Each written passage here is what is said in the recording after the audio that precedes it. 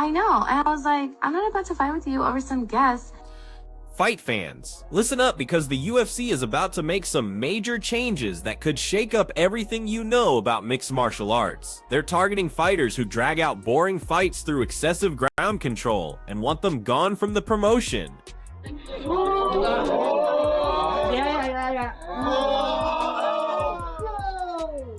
Panic mode just hit the lightweight division as Justin Gaethje showed up with some kind of neck situation that has everyone freaking out. Word on the street is it might be a staph infection, and that's got fans worried sick just days before he's supposed to face Paddy Pimblett. This whole mess has Arman Tsarukyan sitting pretty though, because what looked like getting screwed over for a title shot might just become the opportunity of a lifetime. Tsarukyan has done everything right and earned his place at the top, so if Gaethje can't go, then the UFC knows exactly who should step in. But hold up, because Gaethje himself jumped on social media to kill the rumors, saying it's just an ingrown hair and nothing more serious than that. Still, when staph gets mentioned in MMA, everybody gets nervous because that stuff can end careers.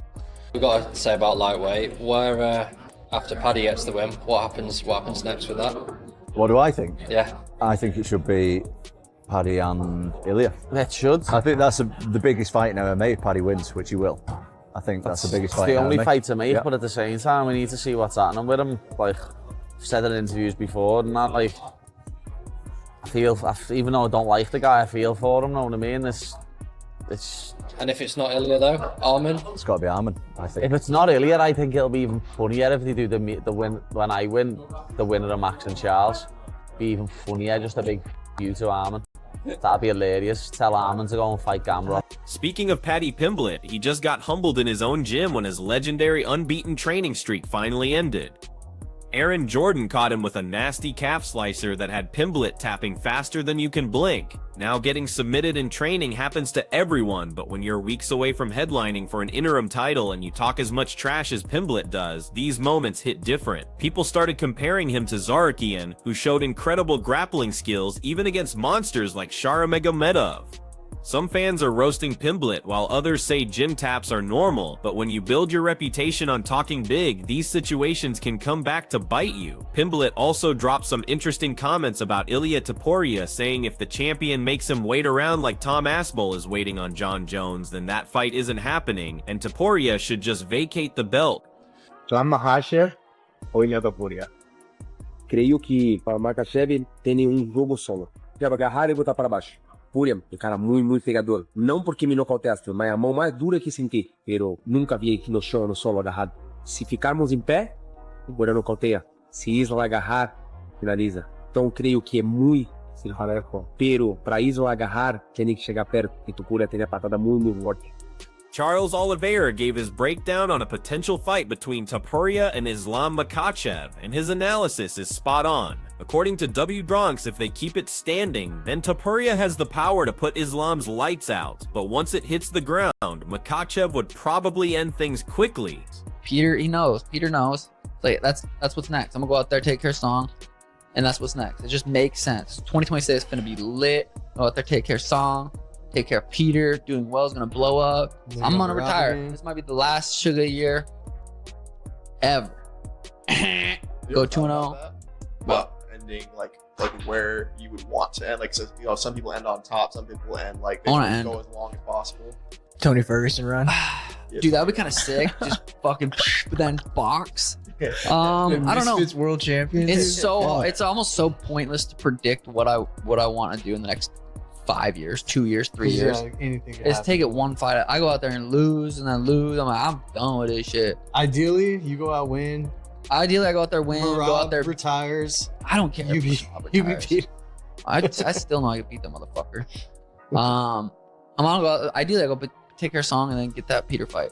Fight, and then we'll just go from there. See how. See what life throws at you. See what life throws at me. This comes straight from Sean O'Malley's coach, Tim Welch, who says the UFC is actively trying to eliminate fighters who stall out fights with boring ground control. Welch believes this shift away from lay and pray tactics is exactly what the sport needs right now. Meanwhile, O'Malley himself just dropped a bombshell saying 2026 might be his final year in the game. His plan is simple: beat Song Yadong, then go after Petr Yan for the title, but He admits one bad loss could change everything. I told, I'm telling you, Real American Freestyle Wrestling is gonna see me and John Jones at some point, and I'm gonna kick his ass like you would never believe.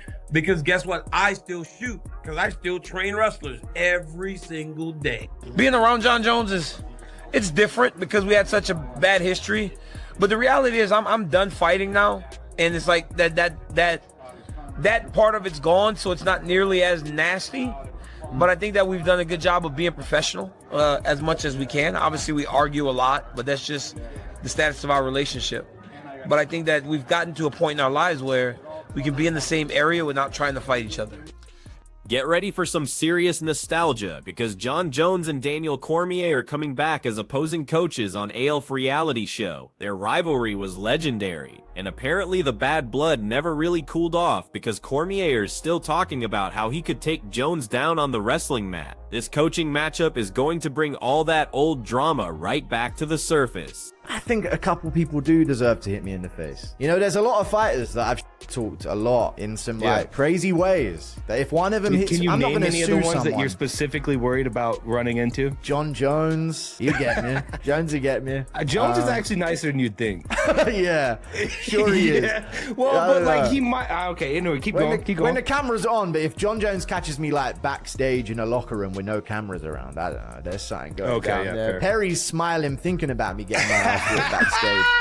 100%. But I reckon like an Ian Gary, you definitely slap me in person. He's a nice guy, dude. Ian Gary's super nice. I know that for sure. Maybe too nice. He might tell you something, but I think I'm not going to sue no one if they get me like that. I'm not that guy. If I deserve a confrontation, then that's what it is. I'm definitely going to have to stand my ground though and try something back. But I reckon one day I'm going to get hit. The Dagestani fans at an MMA event, they're going to go, they can't control themselves, those dumbass.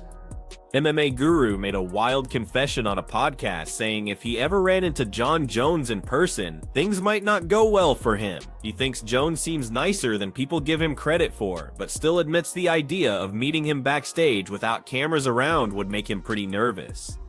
If you're going to take into consideration of the GOAT talk of accomplishments inside the octagon, outside the octagon, it's Mighty Mouse. It's Mighty Mouse or it's GSP. Those are guys that would be great mentors.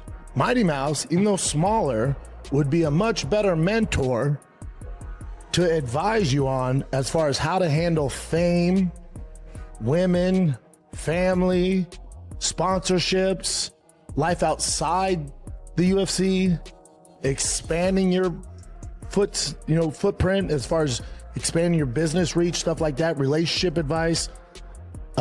Game planning, how to approach a fight like a professional. I would reach out to that guy. Brendan Schaub had some advice for Gable Steveson, telling him not to look at John Jones as any kind of role model. Schaub says Jones might be the GOAT inside the octagon, but when you factor in everything outside the cage, guys like Demetrius Johnson and Georges St-Pierre are way better examples to follow. Guys, you know what? It's in the octagon like this, yeah? I was in the octagon like this after my last fight, and I got back up. Yeah, you get back up. Yeah, get back up on our feet. Right, that's it, brother. We lay your head down, we say tomorrow's going to be a good day, and when we wake up the next day, it's a good day ahead, yeah? Say yourself you're strong. You're going to be stronger tomorrow, and then stronger the next day. Come on, boy. Come on. Come on, boy. Come on. Oh, yes, sweetheart. Yeah, have a load of mesh, love, Conor McGregor showed a completely different side of himself during the holidays when he spent time helping homeless people in Dublin. He handed out supplies, listened to their stories, and genuinely connected with people who are struggling. The video went viral because fans could see this was real and heartfelt, not some publicity stunt. It reminded everyone that underneath all the controversy, McGregor is still just an Irish guy who remembers where he came from.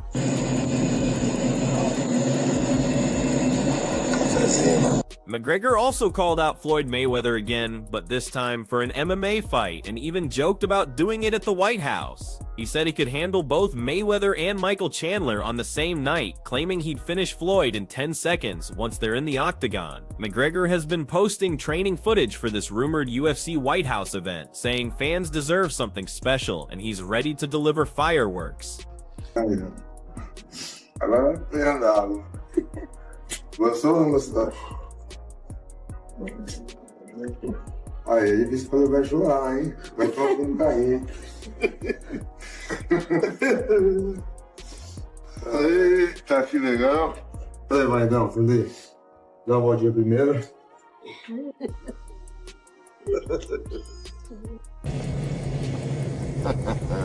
Vai pra frente aí. Vai, devagarzinho. Alex Pereira melted hearts when he surprised his father with a brand new golf cart, and the emotional reaction was everything. His dad broke down crying, and you could see how much it meant to him. Pereira wrote about how his father sacrificed so much raising 7 kids and deserved something special in return. He also surprised his nephew with a motorcycle, and seeing that pure joy reminded everyone that behind all the knockouts and championships, Pereira never forgets about family. Baby, are you gonna want to marry me? Alex! Sim ou não? Obrigada. Sim ou não? Show. There's this crazy sport from Dagestan that's blowing up online, and locals call it Dagestan basketball, but it looks more like organized chaos. The goal is getting the ball in the basket, but everything else is fair game, including tackling, wrestling, and straight up grabbing people to stop them from scoring. It's basically basketball meets MMA, and the world can't stop watching because it's absolutely insane.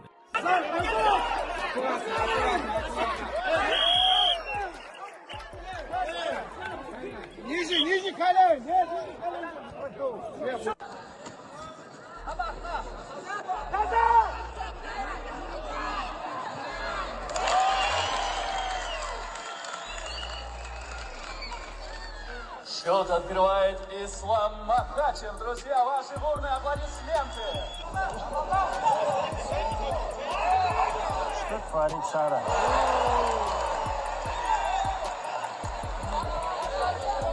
6-4 победа школа Абдулманапа Нурмагомедова над Таркитау.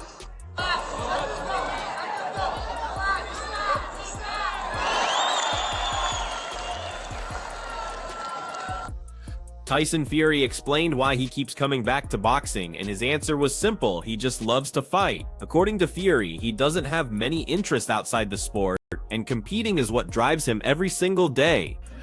Regional belts in England to Super World titles, Fighter of the Year twice, Brit Magazine twice, WBC, every one of them, every world title belt there is. But for me, there's nothing else other than fight game. I love this fight game. It's not for financial gain. I could have retired 10 years ago. Made an absolute fortune. It's not about the money, although I always want a good deal, for sure. It's mainly about the love of the fight game and the sport. I'm 37 and 38 this year. I'm older than a motherfucker, but I love to fight. I have zero other interests, only fighting. I was born and raised to fight. My destiny lies within the fight game. Yes, sir. 1, 2, 3, 4, 5, 6, 7, 8, 9. I'd like to announce my retirement from boxing. It's been a blast. I've loved every single minute of it. You could offer me $1 billion today. What do I want to go back boxing for? The Gypsy King's head. I promised my lovely wife Paris I have to be a man of my word, and I think this is it. This might be the final curtain for the Gypsy King, and what a way to go out. Quick message to let everybody know that I, the Gypsy King, am happily retired. I'm going to retire as the only second heavyweight in history after Rocky Marciano to retire undefeated. So what do you do after this? I don't do nothing. I sit back, retire, go up to 450 pounds this time. No, don't do that again. This is my final fight in my career, retiring after this. I'm so much enjoying my retirement. Hey, I'm done. I'm out. No amount of material assets or money will make me come back out of retirement. I just read today that I'm supposed to be coming out of retirement. That's news to me. As far as I'm concerned, I'm staying. I'm happily retired, very, very happy and contented with my career, what I've done. I'm retiring, I told you. I'm out. This is my final fight. Very, very happy and contented to be retired. It's been a long time coming. It's final countdown. I'm done. Done. Like Adele said, this is the end. Hold your breath and count to 10. Me and professional boxing are absolutely kaput. There isn't nothing more I can do. It's over. I'm going to spend my time now with my family and my kids. What more am I doing it for? I'm quitting while I'm ahead. I don't have anything more to give. I've given everything I've got. If this was a computer game, it would definitely be completed, for sure. This is the final countdown of the Gypsy King. Retirement rocks. Really enjoying retirement, baby. This is my retirement fight. This is it, going out on a high. Retiring on top. It's been a very special career to me. Jiri Prochazka confirmed that talks are happening for a possible fight with Carlos Vimola, but stressed that nothing is set in stone yet, so fans shouldn't get too excited until contracts are signed. Hello everyone, just quickly, all these informations on the internet about me and Ulberg is not true because the fight is not confirmed yet. It's still in negotiating, and just for me, I can say I want to fight till the end of March because in April is the time for baby. So this is the only one thing what I can say, and that I want to fight for title. This is it. Believe the official messages from UFC, and God bless, stay strong. Let's go for that.